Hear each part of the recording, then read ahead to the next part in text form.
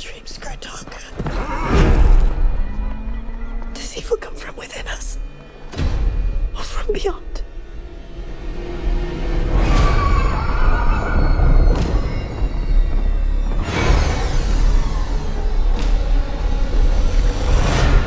He is coming.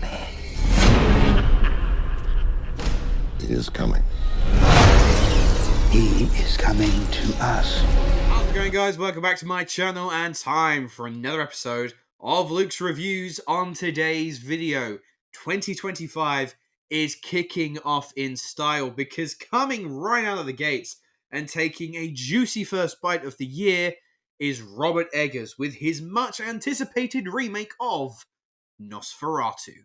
It's the late 19th century in Germany, and young estate agent Thomas Hutter has been requested to leave his wife and home for a 6-week journey, for a new prospective buyer has demanded his attendance to sign the final deeds.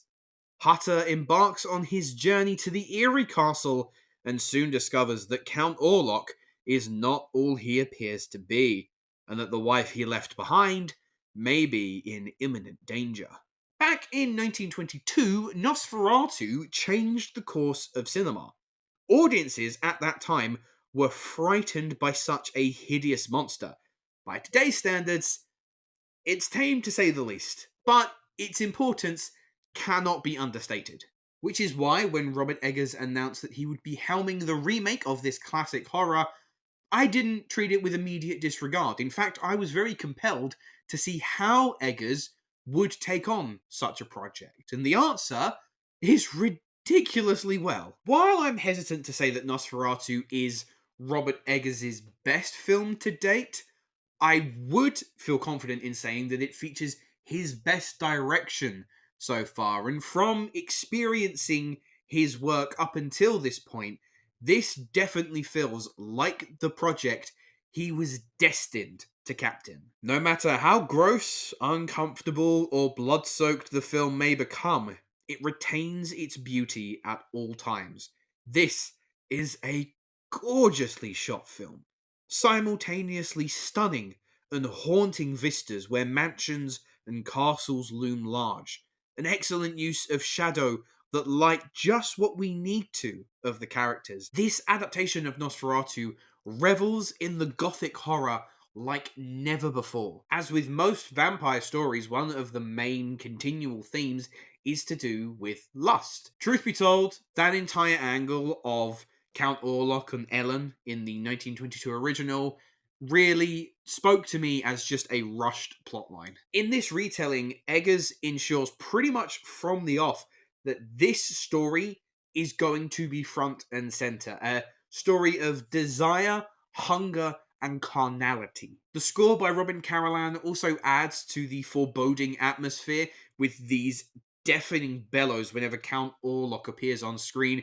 almost as if hell itself were his own personal theme tune. As far as performances are concerned, I would say that the majority of the ensemble are giving top tier level work. And I say the majority because there are a couple of outliers, and I will get to them presently. Nicholas Hoult gives one of the best performances I've seen from him. Hutter has the potential to be a very bland and uninteresting protagonist, and yet Hoult's likability significantly helps you to warm to his side, and most definitely as he's subjected to the terrors within Orlok's castle, because Hoult brilliantly conveys to the audience that this is the most terrifying place on Earth. Willem Dafoe and Ralph Ineson are regulars in Eggers' work now, and it's no wonder these three choose to partner together regularly, because they seem to understand each other, and Dafoe and Ineson allow themselves to fall effortlessly into the characters they play and the world they inhabit. Aaron Taylor-Johnson is where one of my outliers reside, because he's good. This is a good performance from him, but he does also stand out as a weaker actor, not as convincing in some of the more challenging, emotionally dependent scenes. My opinion on Lily Rose Depp in this film is undecided. Elements of her performance I found enthralling. The physicality she brought to the role was unlike anything I'd seen from her before. The seizures and contorting, mostly performed by her, were deeply uncomfortable to witness. However, it's within some of her line delivery where my investment dipped. To me, there were many instances where I was reminded that I was watching a film, be it lines of dialogue that sound like written text, as if would never be spoken by a human whatsoever, or excessively performed lines that could only appear in a work of recorded fiction. Those two elements were particularly noticeable in Rose Depp's performance. But without a shadow of a doubt, the MVP of this film is Bill Skarsgård, who, and I really do mean this, transforms and disappears in front of our very eyes into Count Orlok. He was unrecognizable, not just in a visual matter of speaking, but audibly too. The way in which Skarsgård's Orlok carries himself as a hulking figure is the perfect counter to what we see Max Schreck do in the original. Even down to his wheezy, rattling breathing that floods the speakers in your cinema screen. You have no escape whenever this character comes to feast. His voice sounds inhumane, and the prosthetic work cleverly shies away from your generic vampiric appearance and instead grounds the film in somewhat of a distorted reality as simply just a decomposing corpse with only the slightest slither of life left within him. If I were the marketing team with this film, I would have made a very unorthodox decision to never have revealed who played Orlok, because I can guarantee that if you just sat someone down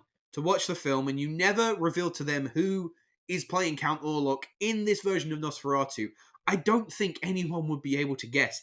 It would have been such a ballsy decision, but it would have added such an intriguing and undeniably fascinating air of mystery. It truly is among some of the best and most effective chameleonic work that I have ever seen from any actor. Having only found myself reminded I was watching a film in a couple of instances, Robert Eggers has continued to cement himself as a fascinating voice in cinema with his reimagining of the classic vampire story. It has been crafted with all of the gothic sensibilities you could wish for, and the cast he's wrangled together do great work, but Bill Skarsgård's Count Orlok has to be seen to be believed. So overall, I'm going to give Nosferatu an 8.5 out of 10. Anyway, guys, those were my thoughts on Nosferatu. Let me know, have you had a chance to see the film yet? What did you think? Leave your thoughts in the comments below. And my question to you, I would like to know, who do you think is the most iconic movie vampire? Now, I'm going to be strict here. If you say a character such as Dracula, I want you to tell me which particular incarnation. Who made Dracula, for instance, the most iconic movie vampire? But there are plenty to pick from, so let me know. But that is all the time we have for today. So thank you very much for watching.